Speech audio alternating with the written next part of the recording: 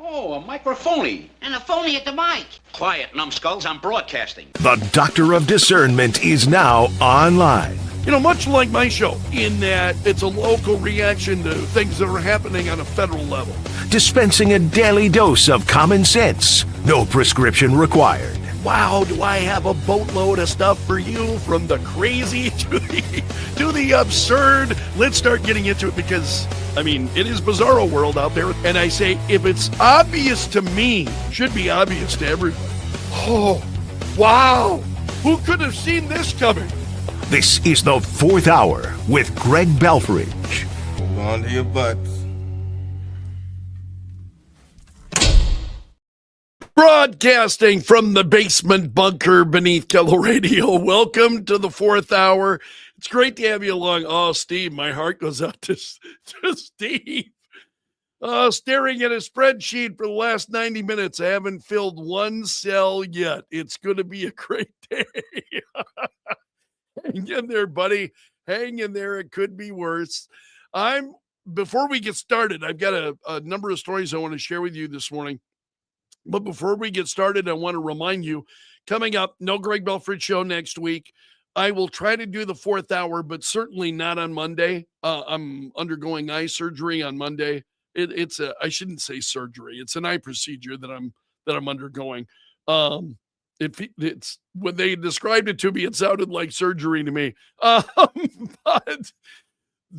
So I will be out on Monday, and I'm certainly hoping I'll be off the air next week. I have some other appointments as they want to follow up on the procedure.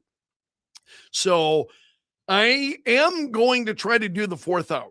I am certainly not on Monday, but we'll see how I feel on Tuesday. If I'm feeling good, and if I'm looking for a distraction, certainly I want to stay in the news a little bit. So I will try to do the Fourth Hour as I can. So be looking for me next week. I promise we'll at least be doing a little bit of something. Let's go to the New York Post. The ICE agent who shot that young woman yesterday, New York Post writes about him today. This is the man who shot Renee Nicole Good in Minneapolis. He's a Trump-supporting Christian and war veteran who has a Filipino wife, according to his family. 43-year-old Jonathan Ross has been identified as the agent who opened fire on Good. And let's see what else we can find out. His dad is talking about him. He's a committed conservative Christian, a tremendous father, a tremendous husband. I couldn't be more proud of him. That's what his father is saying. Means a lot to, I think, some of us when our dads say things like that about us. So he said his son's wife was a U.S. citizen. Would not say how long she had been in the country. So he is believed to have worked as an ICE agent since at least 2013. That would be over 10 years then. So he is a member of the ICE Aero Special Response Team. It's a specially trained tactical unit, according to law enforcement sources.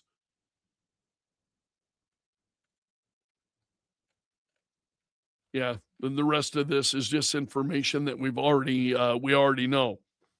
Also, and I mentioned this on the program this morning, that this woman, Renee Good, was a member of ICE Watch. Fox News has a story on this. The New York Post has a story on this.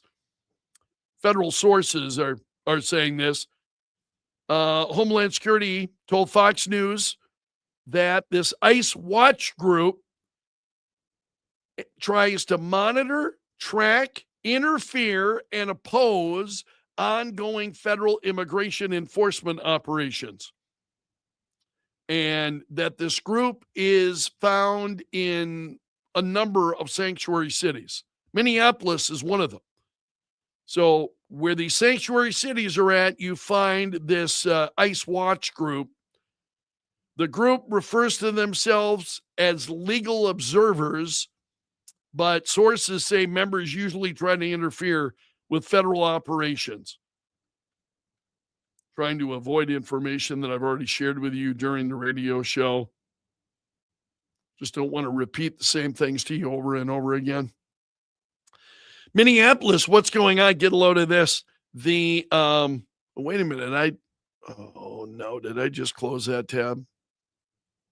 Hold on here. I think I did. Well, let's see if I can pick it up here. The Minneapolis mayor pleading for state investigators to be allowed into the ICE shooting probe. Jacob Fry, he made the plea today. What did he say? He said, in Minneapolis, when a tragedy strikes, there's one word that summarizes what is most important. That word is integrity. Oh, yeah, the Democrats are just got all kinds of integrity. Oh, yeah. This is not the time to bend the rules. This is the time to follow the law. This is not a time to hide from the facts. This is a time to embrace them, making sure that we're pushing for transparency every step of the way. Is that what Democrats were doing during the Joe Biden administration? Do you remember? Were they pushing for transparency about Joe Biden, his age, and the fact that what was going on? Is that I don't remember them being all that committed to transparency during the Biden administration. So New York Post has this story. I'm going to go to Fox News because I do want to find teachers union responding to some of what was going on. Oh, no, I'm not going to find it. Oh, man. They remove it. Hold on. Nope. I'm not seeing it now. Shoot. Okay, let's move on. Democrats digging in on with anti-ICE rhetoric yesterday. Trying to see if there are any in particular. Oh, Governor Tim Walz, he claimed the tragedy will be magnified 100-fold if ICE violence enters local schools. So demonstrations started almost immediately after the shooting, demanded that ICE abandon its operations in the city. And I had mentioned to you a couple of days ago Fry's comments when he said to ICE, get the F out of Minneapolis. We do not want you here. This guy is bad news. Absolutely bad news in Minnesota. Governor, this is in New York State. Governor Hochul weighed in on the Morning Joe show yesterday on MSDNC, telling the story of how she approached an ICE officer, accused him of terrorizing people. Oh, what a hero she is. What a courageous champion of liberty. Why do you wear a mask? No other law enforcement does this because no other law enforcement is villainized in the way that ICE is. That's why they wear the masks. No other law enforcement agency is harassed, assaulted in the way that ICE is. Just absolutely incredible. And then she goes on, well, they say because we get doxxed, our families get harassed. And why do you think you are more than anybody else? Come on, you're just trying to terrorize people. She is such a clown. And she is totally already running for re-election. And that's what this is about. Democrats who want to stay in office. Carol Markowitz has got a piece at the New York Post today. You hear her quite a little bit during Clay and Buck. Carol Markowitz is a voice that you probably have heard on their program. And so she's got a piece today at the New York Post, and she is claiming, and I believe this, that the death of Renee Good didn't need to happen. Totally correct. And Markowitz says, lay all blame at the feet of Democratic elected officials and their media buddies who fanned the flames of violent protest for the past year. Then she goes on to recap what it is that had happened. And she says it was the inevitable outcome of months of rhetorical escalation by Democrats bent on demonizing ICE agents that are doing the job of enforcing our immigration laws. So they couldn't do anything about Donald Trump coming in and saying, you know what, enforcing the border, putting troops in place on the border. They couldn't do anything about that after Joe Biden just let anybody into the country who wanted to come into the country. Yeah, come on in. We'll talk to you in 10 years. Maybe we'll visit with you in 10 years. Meanwhile, go hide the best you can. It's just absolutely wild. Trying to see if there are any new comments. Markowitz is saying, the federal officers trained for this stuff, life and death situations. And she says the many videos of the incident tell a clear story of an agent defending himself against a 2-ton machine barreling toward him. She was radicalized to believe that ICE agents are monsters she must fight.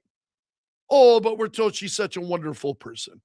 Everybody who knows her, knew her, said, oh, she was just such a wonderful person. A wonderful person is not involved in protesting law enforcement actions. Wow. Legitimate law enforcement actions. We're not in the Soviet Union. See, and that's what the left, and this is what kills me. That's what they're trying to portray to certainly to Democrats, nuts, anybody who'll listen, is that somehow enforcing the law, this is, oh, look at this government oppression. We're enforcing the law. And it's just mind-numbingly stupid. So anyway, you can find the piece by Carol Markowitz at the New York Post. I won't go any more into that. We've got the mayor of New York City, Zohran Mamdani, claiming that the death of this young woman was the result of a year of cruelty from the Trump administration. These people are, I really try not to share much of what they say because it's mind-numbingly stupid. It really is. And what does CNN do? They roll out the red carpet. Here's Mamdani on CNN making these statements. And he went after Kristi Noem for her comment that the federal immigration officer was doing his job as he was trained. And he told CNN's Caitlin Collins last night, if that is following his training, then I think there are larger questions about the training that's being provided to white. Following it, he's almost run down. What? See, it's just, this is why I really debate as to whether I even want to bring up their comments. They're so insipidly stupid. They're so at odds with what we all know to be true, right? It's just absolutely incredible. I've never seen it like this. Just nuts. There is also a story now. We know who the wife of Renee Nicole Good is. Her wife has been identified. Rebecca Good is her wife.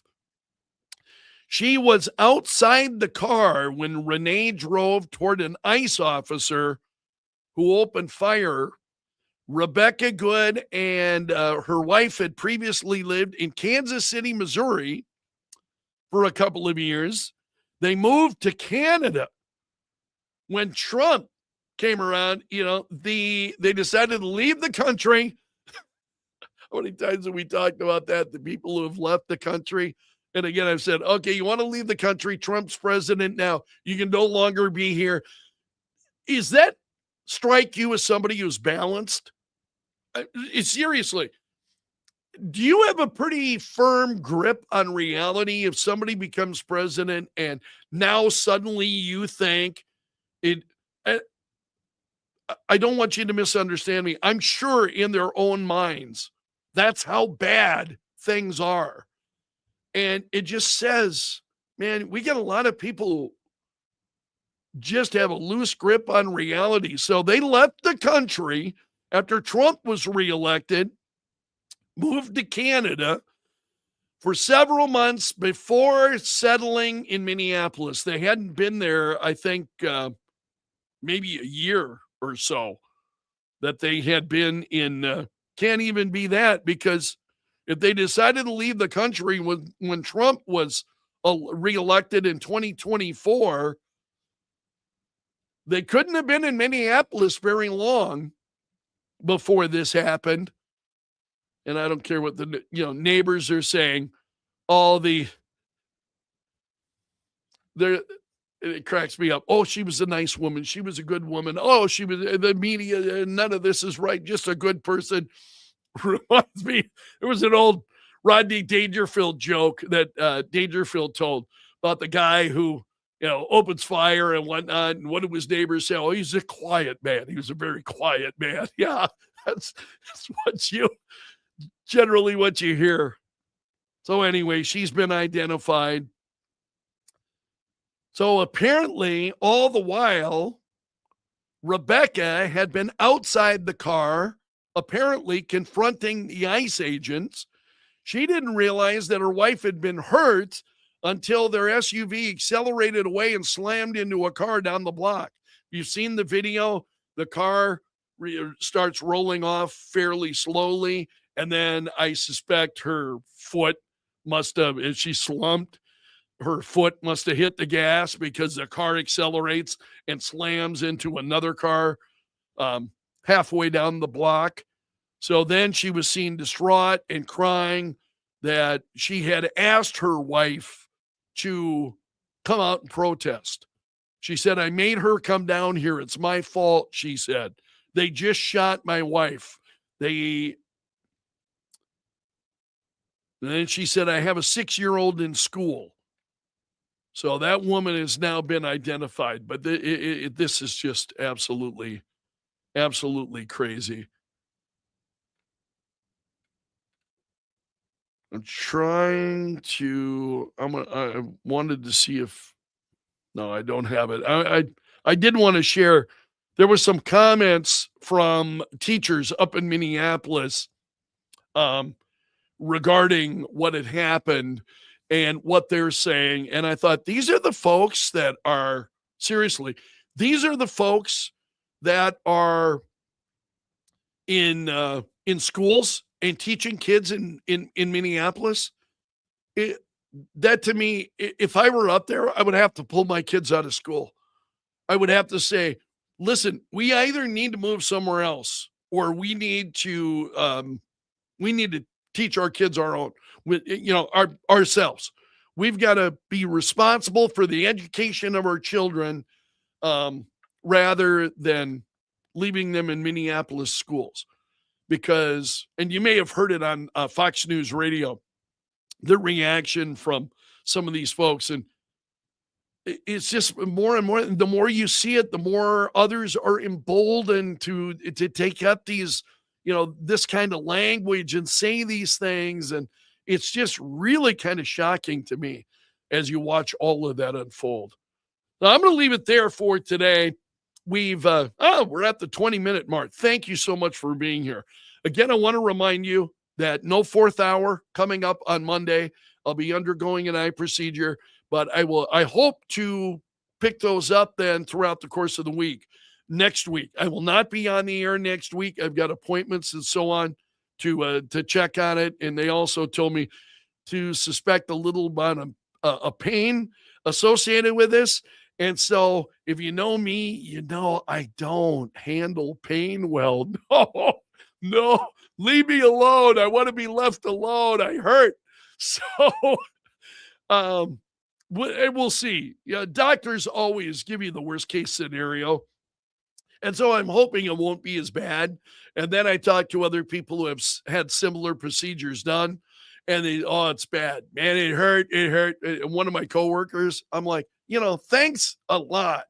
you're you're not doing much to help me here. So I will not be on the air next week, but I will try to do the 4th hour as I can, as I'm feeling up to it. So I'm hoping that to be able to touch base with you. So I'm going to leave it there for now. I want to thank you so much for being here. You made it to the end of the video, so you are part of my gallery of champions. We got a large number of people who are watching today, larger than I usually see. Want to thank all of you for being here. I would love to see our this crowd grow. Hit that like button, especially on YouTube. Subscribe so that you don't miss a single edition of the 4th hour. I really appreciate having you along. So again, you've made it to the end of the video, so you are part of my gallery of champions.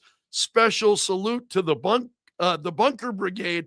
Those are the folks on YouTube that are commenting, and I see the comments scrolling by pretty quickly here today. So I'm eager to see what you're saying. Thank you so much. Take care. I'll see you again soon. So long until then. I'm underground and gone.